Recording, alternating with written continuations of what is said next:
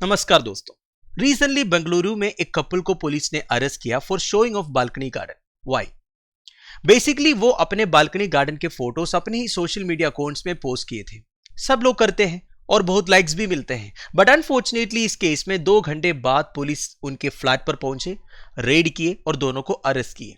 कारण यह था, दोनों कलाकार ने अपने बालकनी में गांजा प्लांट या कैनबिस प्लांट का कल्टीवेशन कर रहा था, which is strictly prohibited under our NDPS act of 1985। NDPS माने narcotic drugs and psychotropic substances act of 1985, जिसके बारे में डिटेल में हम डिस्कस करेंगे आगे। ठीक है, अब थोड़ा और मैं बता देता हूं, इंडिया में ये ड्रग क्राइम्स कितना बढ़ते हुए आ रहा है ये आपको समझ में आएगा। बेसिकली हमारा जो नारकोटिक्स कंट्रोल यूनिट है, नारकोटिक्स कंट्रोल ब्यूरो के बारे में आपने सुना होगा ना, उनके रीसेंट ऑपरेशन से काफी कुछ ड्रग कंसाइनमेंट उन्होंने इंटरसेप्ट किए थे, बेसिकली सीज किए थे। 21.17 करोड़ वैल्यू ड्रग कंसाइनमेंट उन्होंने सीज किया, जो मल्टीपल कंट्रीज में से आए हुए थे, US, UK, Belgium, Thailand, Netherlands etcetera etcetera. ठीक है, तो बहुत बड़ा एक स्क्वाड इसके पीछे है। इसका मतलब यह है दोस्तों, हमारे देश में मसिव अमाउंट ऑफ ड्रग्स आ रहा है अलग अलग तरीके से, और ये पार्सल्स खोलने से पता चला उसमें हाइड्रो गांजा, LSD, MDMA crystals, ecstasy tablets, heroin, cocaine, amphetamine, चरस, गांजा ऑयल, इस तरीके के बहुत ही प्रोहिबिटेड सब्सटेंसेस थे। ठीक है, और ये मिला बेसिकली बेंगलुरु का फॉरेन पोस्ट ऑफिस से। सोचिए, पोस्ट ऑफिस के थ्रू इस तरह के कंसाइनमेंट आ रहा है। ये तो शुक्र है कि अपना जो नारकोटिक्स कंट्रोल ब्यूरो है इन्हें पकड़ा। ठीक है, चलो, तो अब ये न्यूज हो गया। अब मैं ये कैनबिस प्लांट से जो भी कैनाबिनॉइड्स निकलते हैं उसके बारे में बताता हूं। देखिए, मरिजुआना या मरिजुआना के बारे में आपने सुना होगा। It comes from a plant called hemp. Hemp ही है बेसिकली, ये गांजा प्लांट जो है। मरिजुआना करके ये जो ड्रग है ये हेम्प से ही निकलते हैं। इसका साइंटिफिक नेम कैनबिस सटिवा है। ठीक है, अब इसमें जो एक्टिव इंग्रेडिएंट है, सो बेसिकली जो प्रॉब्लमैटिक कंपोनेंट है ना इसका marijuana में, it is called THC, that is delta 9 tetrahydrocannabinol. This is important, ध्यान दीजिएगा।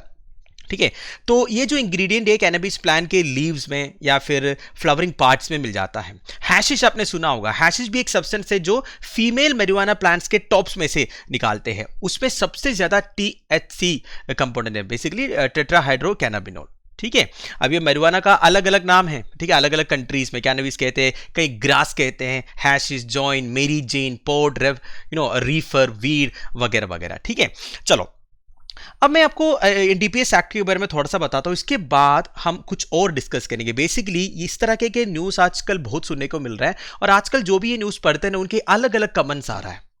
बेसिकली कुछ लोगों का कहना है, अगर कोई अपने पर्सनल कंजप्शन के लिए अपने घर में या अपनी बालकनी में कैनबिस प्लांट का कल्टीवेशन कर रहा है तो उसमें क्या गलती है। इसका जवाब एक्चुअली एक ड्रग कंट्रोल ऑफिसर ने दिया है, वो भी मैं आपको बताऊंगा आगे। ठीक है, वैसे एनडीपीएस एक्ट के बारे में बात करें, 1985 में एनैक्ट हुआ था, which deals with drugs and their trafficking. इसके अलग अलग प्रोविजंस मैं आपको ब्रीफली बता देता हूं। ठीक है, अब देखिए, ये एनडीपीएस एक्ट के अंदर अलग अलग ड्रग मटेरियल्स को कवर किया हुआ है, लाइक चरस, गांजा। ठीक है, ये चरस, गांजा सब ये कैनबिस प्लांट में से निकलते हैं, उसके अलग अलग पार्ट्स में से, जो कंज्यूम करने से बेसिकली पागल सा हो जाता है। ठीक है, पूरा रिक्रिएशनल पर्पसेस के लिए बहुत लोग आजकल ये सब यूज करते हैं, आपको मालूम है। ठीक है, बट एक इंपॉर्टेंट पॉइंट मैं आपको बताना चाहता हूं, करीब 2-3 साल पहले शायद कर्नाटका हाईकोर्ट ने भांग को एनडीपीएस एक्ट से आउट किया था। एनडीपीएस एक्ट में भांग जो होली के टाइम पर बहुत लोग कंज्यूम करते हैं, ये एनडीपीएस एक्ट में कवर्ड नहीं है। ठीक है, ये ध्यान दीजिएगा। नाउ, एनडीपीएस एक्ट के सबसे इंपॉर्टेंट प्रोविजन है सेक्शन 20, जिसके अंदर पनिशमेंट लिखा हुआ है।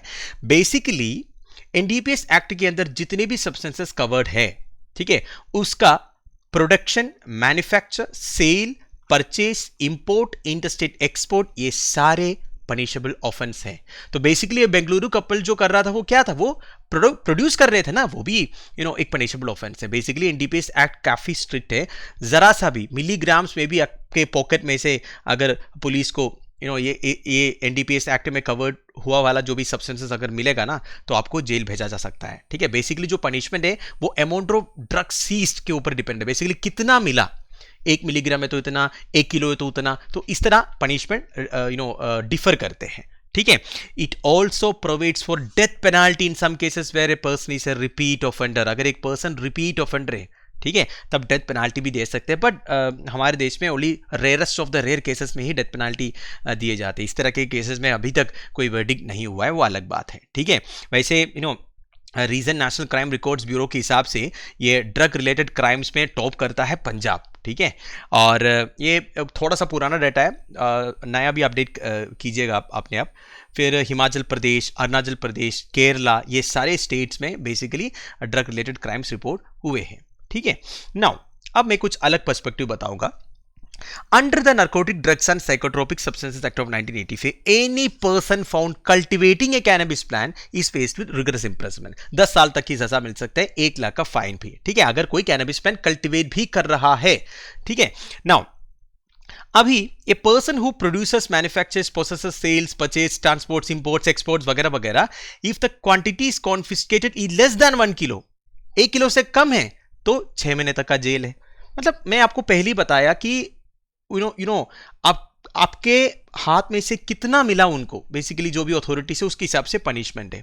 नाउ हमारे जो लॉज है बेसिकली एनडीपीएस जो है काफी स्ट्रिक्ट है, ठीक है। मैंने आपको पहले बताया जरा सा भी मिलेगा तो आपको जेल भेजा जा सकता है। वैसे एनडीपीएस एक्ट जो है 1985 में एक्ट हुआ था by the Rajiv Gandhi government. Basically उस टाइम पर इंटरनेशनली ड्रग रिलेटेड क्राइम्स के खिलाफ में काफी एक्शंस हो रहे थे, इंटरनेशनल प्रेशर था, इसलिए राजीव गांधी गवर्नमेंट ने इस लॉ को एनैक्ट किया था, ठीक है। नाउ पर आजकल कुछ लोगों का कहना यह है, अगर पर्सनल कंजप्शन के लिए कोई अगर marijuana जैसे सब्सटेंसेस अगर प्रोड्यूस करना चाहते हैं, बेसिकली कल्टीवेट करना चाहते हैं जैसे कैनबिस प्लांट वगैरह, तो उसे लीगलाइज क्यों नहीं कर देते।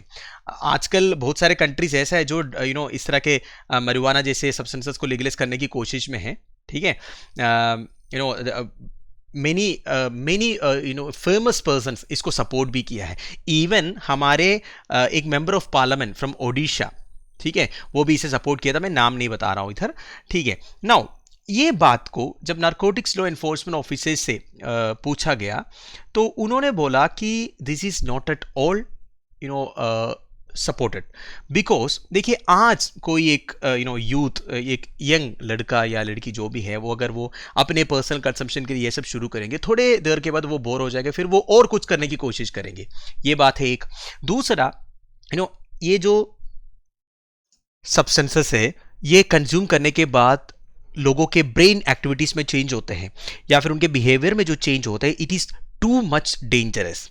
ऊपर से हमारा जो गवर्नमेंट है वो लोगों का इस बिहेवियर को चेंज करना चाहता है। नशा मुक्त अभियान के बारे में आपने सुना होगा। सो बेसिकली किसी को जेल भेजना या फिर किसी को पनिशमेंट से डराना, ये सब क्यों कर रहे हैं? उनका ही भला के लिए कर रहे हैं ना। अगर गवर्नमेंट बोल रहा है कि आपको इस तरह के ड्रग्स यूज नहीं करना है, इसका मतलब यह है कि आपके हेल्थ के लिए ठीक नहीं है, और आप ये सब कंज्यूम करके आप जो गलत काम करोगे वो सोसाइटी के लिए भी ठीक नहीं है।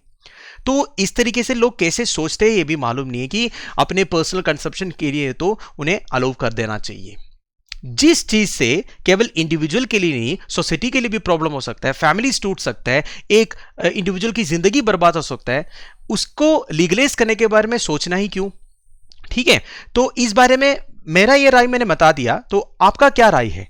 क्योंकि मैंने ये सेंटेंस पढ़ा उसमें, ये law is faulty even if one person has to suffer unfairly because of it, perhaps time has come to make the laws more lenient. तो मोर लीनियंट बनाने के बारे में कुछ लोग बात कर रहे हैं। ठीक है, बेसिकली वही बात है, अगर कोई पर्सनल कंजप्शन के लिए ये सब करना चाहता है तो उन्हें अलाउ करना चाहिए। अगर कोई अपने बालकनी गार्डन में गांजा कल्टीवेट कर रहा है अपने पर्सनल यूज के लिए तो उन्हें अलाउ करना चाहिए। अगर उनका कोई इंटेंशन नहीं उसे सेल करने का, ये कैसे पता चलेगा कि वो ऑन कंजप्शन के लिए होगा?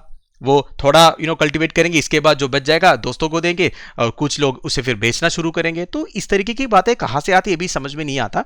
फिर भी इसके बारे में आपका क्या राय है? बेसिकली इस तरह के रिक्रिएशनल वीड को लीगलाइज करने के बारे में, ठीक है, आपका क्या राय है? आप प्लीज कमेंट बॉक्स में बता दीजिएगा। So thank you for watching, bye bye, have a nice day.